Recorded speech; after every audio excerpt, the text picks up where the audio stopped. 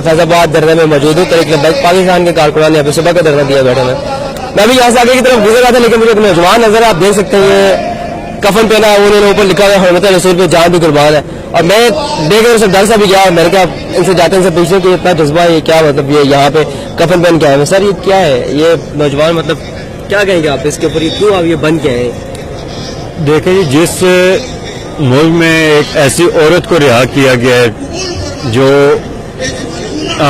सजा याफ्ता थी, गुस्ताख रसूल साबित हुई है, जब उसको रिहा कर दिया गया, उसके आई थिंक उसके अब इसके बाद ना हमारी जिंदगी का भी कोई फायदा नहीं है। जब हुजूर पाक इस मुल्क में इज्जत दे तो फिर हमने अपनी इज्जतों को क्या करना है। इसीलिए आज हम भी घर से कफन पहन के निकले हैं, सिर्फ ये बताने के लिए कि नहीं चाहिए, ऐसा मुल्क नहीं चाहिए, ऐसी जिंदगी नहीं चाहिए। हम तो शर्मिंदा हैं कि कुछ कर नहीं सकते और इस तरह हो गया हमारे मुल्क में इतना। सही हुकूमत वक्त को क्या पैगाम देना चाहेंगे, क्योंकि आप तो मतलब शहादत के लिए तैयार यहाँ पे करें? वक्त को मैं सिर्फ ये पैगाम दूंगा, देखें मेरी जैसे और बहुत से नौजवान हैं, इस टाइम में 24 साल उम्र है, मैं इस टाइम निकला हूँ सिर्फ इसलिए कि हुजूर पाक की हुर्मत पे अपनी जान कुर्बान करूंगा। और मेरी तरह लाखों नौजवान हैं, हजारों करोड़ों नौजवान हैं जो हुजूर पाक के हुर्मत पे भी जाने कुर्बान करने को तैयार हैं। हम बेशर्म घर से जान देंगे। अच्छा, देखने में लोग करते शहादत के लिए तैयार होते हुए कहते हैं हमारे माँ बाप है, पीछे बच्चे हैं, उनका क्या होगा? आपके भी वालिदैन होंगे, भाई बहन होंगे, लेकिन इसके बावजूद आप सब छोड़ छाड़ के यहाँ पे।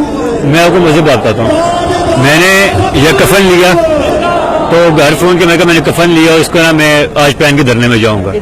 घर में कहा ठीक है कफन ले रहे ना, एक काम करना ऊपर ना ये से लिखने हुर्मत रसूल पे जान भी कुर्बान है, फिर जाना है, ऐसे नहीं जाना खाली कफन पहन के। घर वाले भी आपको इजाजत दे दी? मेरे इस टाइम वालिद साहब भी इधर ही है, मेरे 2 भाई हैं वो भी इधर ही हैं, सिर्फ वालिदा भी मारे वो आई नहीं, बाकी सब इधर है मेरे घर, सब मेरे इधर ही। नाज़रीन आप देख रहे हैं यहाँ पे नौजवान सिर्फ यहाँ का नहीं, मैं कह सकता ऑल ओवर पाकिस्तान जहाँ भी तरीक लब्बैक के धरने हो रहे हैं, आप देख सकते हैं नौजवान अगर कफन नहीं भी पहन के, लेकिन वो लोग तैयार बैठे हुए यहाँ पे शहादत देने के लिए। और अगर हुकूमत इन वाकयात को संजीदा तौर पे नहीं लेती तो फिर मुझे तो लगता है सानिया फैज आबाद दोबारा रिपीट होगा। अगर इस मरतबा रिपीट होगा तो बड़ा मतलब एक बहुत बड़ी इसकी तबाही होगी जिसकी फिर ये हुकूमत बर्दाश्त नहीं कर पाएगी।